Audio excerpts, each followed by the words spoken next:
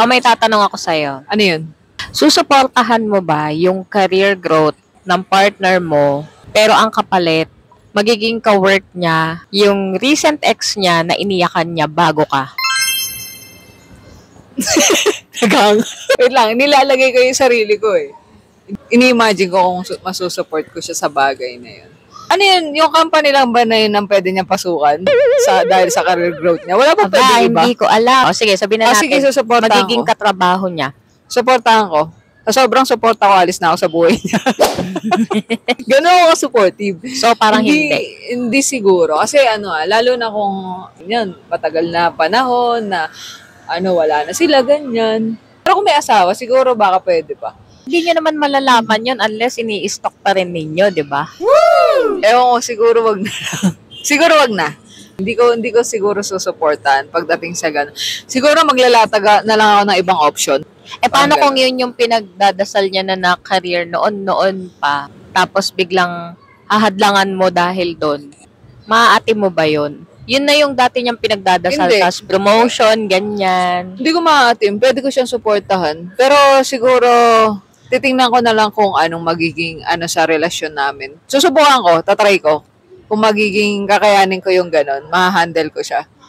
Pero kung hindi ko kakayanin, edi ako na lang yung aalis. Pero at least, di ba, sinubukan ko pa rin na suportahan siya.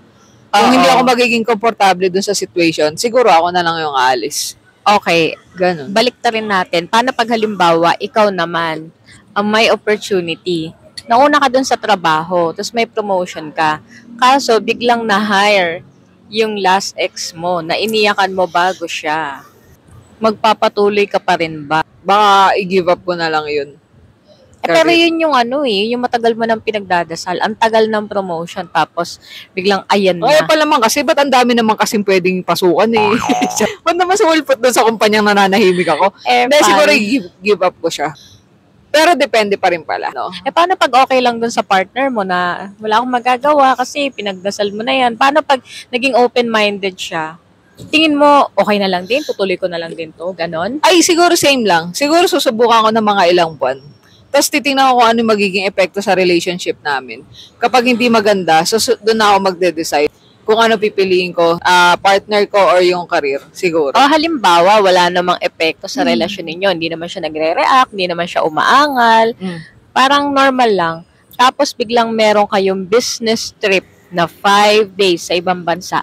Kasama mo yung ex mo na yon. Tutuloy ka ba? Hindi.